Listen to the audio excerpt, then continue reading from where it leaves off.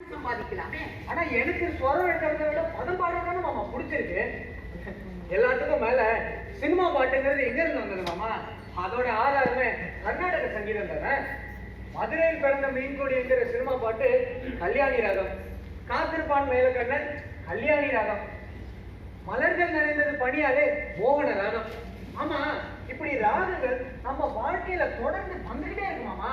அது மட்டும் இல்ல, அதிகாலை பூபாலம், காலையில் கேதாரம், முற்பகல் தன்யாசி, நண்பகல் மத்தியமாவதி, மாலை சண்முக பிரியா, மாப்பிள்ளை அழைப்புக்கு சங்கராவரணம், மாப்பிள்ளை அழைப்புக்கு கல்யாணி, புறப்படுற போது சங்கராவரணம், ஞானவாசத்துக்கு தோடி, முகூர்த்தத்துக்கு முன்னால நாராயணி, முகூர்த்தம் நடக்கிற போது நாட்டை குறிஞ்சி, தாலி கட்டுற போது ஆனந்த பைரவி. இதெல்லாம் நல்லா அத்தப்படியா தெரிஞ்சுக்கோ. ஆனா பணம் சம்பாதிக்கிறது எப்படின்னு தெரிஞ்சுட்டான் மாமா.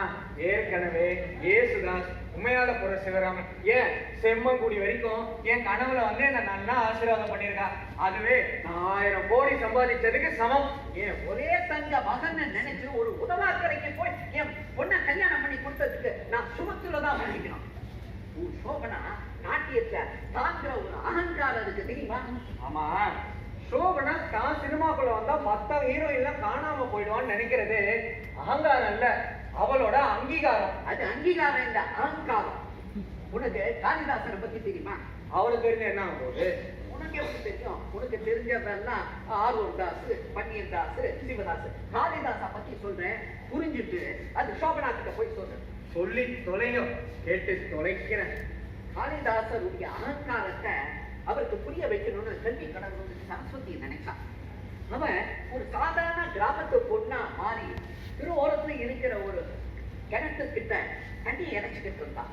அப்ப காளிதாசர் அந்த வழியில வரும்போது தாகத்துக்காக அவளை தண்ணி கட்டுருக்கான். அப்ப கலைவாணி, நீ யாருன்னு கேட்டுருக்கான். அவ நான் காளிதாசன்னு சொல்லாம நான் ஒரு பயணின்னு சொல்லியிருக்கான். உடனே கலைவாணி, உலகத்துல 2 பயணிகள் தான் உண்டு, ஒன்னு சந்திரன், இன்னொன்னு சூரியன் தான். உடனே நான் ஒரு விருந்தாளி அப்படின்னா, இளமையும் செல்வமும் தான் விருந்தாளிகள் அப்படின்னா. உடனே நான் பொறுமைசாலி அப்படின்னா, உலகத்துல 2 பொறுமைசாலிகள் தான் உண்டு, ஒண்ணு பூமி, இன்னொன்னு மரம். பூமியை வெட்டினா ஊற்று கிடைக்கும், மரத்தை கல்ல அடிச்சா பழம் கிடைக்கும்னா. உடனே நான் பிடிவாதக்காரன் தான். நமக்கு தேவைக்கு மீறிய நகமோ முடியோ வளர்ந்தா நம்ம அதை வெட்டி விட்டுடுறோம். ஆனா அதையும் நமக்கு மீறி வளர்றது இல்லையா, அதனால அவன் தான் பிடிவாதக்காரங்கள் தான். காளிதாசர் பார்த்தா என்னடா ஒரு சாதாரண கிராமத்துக்கு படிப்பு இல்லாதவ இப்படி எதிர்பேச்சு பேசுறாளிங்கிற கோபத்துல நான் ஒரு முட்டாள் அப்படின்னா. உடனே அந்த கிராமத்து பொண்ணு கலைவாணி நஷ்டம் வந்து பொற்காசுகளுக்கோசரம் மன்னர்களை புகழ்ந்து பொய்யாக பாடும் புலவர்கள் தான் முட்டாள்கள் தான்.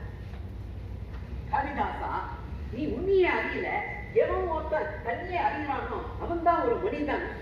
நீ உன்னுடைய அகங்காரத்தினால உன்னுடைய கல்வி ஆற்றலை எழுந்து விடாதுன்னு சொல்லி மறைஞ்சிட்டான். உன்னுடைய சோபனாவும் அப்படித்தான், தாங்கிற திமிரு.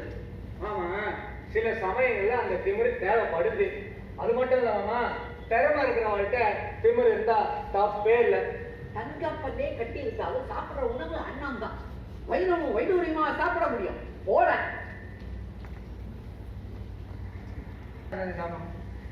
ஆட்டை விட்டு கிளம்புற அவசரத்துல செருப்பே போடாம போயிட்டேன்.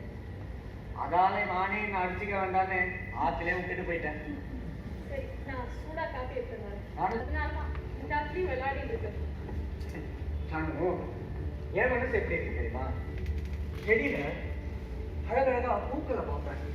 அதை பறிச்சுட்டு வரலாம்னு நினைக்கிற போது அதை பறிச்சா அது பாடிடுமேனு அதை பறிக்காம விட்டுடுவேன். அதுல ஒரு வண்ணத்து பூச்சியை பார்ப்பேன். அதை பிடிச்சிட்டு வரலாம்னு நினைக்கிற போது அதை பிடிச்சா அதோட வண்ணங்கள் கெட்டு போயிடுமேனு அதை பறக்க விட்டுடுவேன். கூட்டுல அழகழகா குருவியை பார்ப்பேன். அதை பிடிச்சிட்டு வரலாம்னு நினைக்கிற போது அதை பிடிச்சா அதோட தாய் தவிக்குமேனு அதையும் பிடிக்காம வந்துடுவேன். ஜானோ, இப்படி நான் கடவுள்கிட்ட வரம் வாங்கிட்டு வந்திருக்கேன் ஜானோ. அப்பா உன்னை மறந்துடுறாரு. என்னால என்ன மாத்திக்க முடியல ஜானோ. நான் வெள்ளையும் சொல்லையுமா சுத்துறேன்னு உங்க அப்பா கேட்கிறாரு. அவரு ஏன் காவியோட சுத்துறாரு நான் கேட்கிறேன்னா? கவனிச்சியோ இல்லையோன்னு எனக்கு தெரியல ஜானோ. இப்பெல்லாம் உங்க அப்பா கொடுக்குற டார்ச்சர்ல தூக்க மாத்திரையை போட்டுக்காம எனக்கு தூக்கமே வர்றதில்லை. ரெண்டு பேருக்கு நடுவுல மாட்டிட்டு நான் கவியா தவிக்கிறேன். உங்களுக்கு தான் தெரியுமே, அப்பாவால தனியால அந்த மெஸ்ஸை நடத்த முடியும்.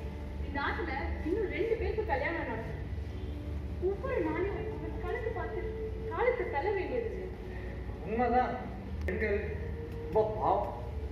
மக்களுக்காவது ஒரு பக்கம் தான் இடி, ஆனா ஒருக்கோ 2 பக்கமும் அடி. உண்மைதான். தீக்குள்ள விரல விடுறது ஒரு விதமான அனுபவம்னா, அந்த தீல இருந்து விரல நிக்கிறது வேற விதமான அனுபவம். இதுல நான் 2வது முயற்சியை பண்ணிட்டு இருக்கேன். பசியோட வைக்கோல் வண்டிய இழுத்துக்கிட்டு ஓடுற மாட்டேன் வண்டிக்காரன் சாட்டையால் அடிச்சானா. அது மாதிரிதான் உங்க அப்பாவோ. உங்களுக்கு தான் என் அப்பா பத்தி தெரியுமே. அவன் சரியான முசுடு. முசுடு யார் முடிச்சுடு? யார் முடிச்சுடு? முசுடு இல்லப்பா, இவர் அசரியன். இப்போது புரிஞ்சிருந்தீங்க. மத்திய குதிரைக்கு நொண்டு குதிரை வழி காமிச்சுதான். அது மாதிரி இருக்கு, சமாளிக்காத.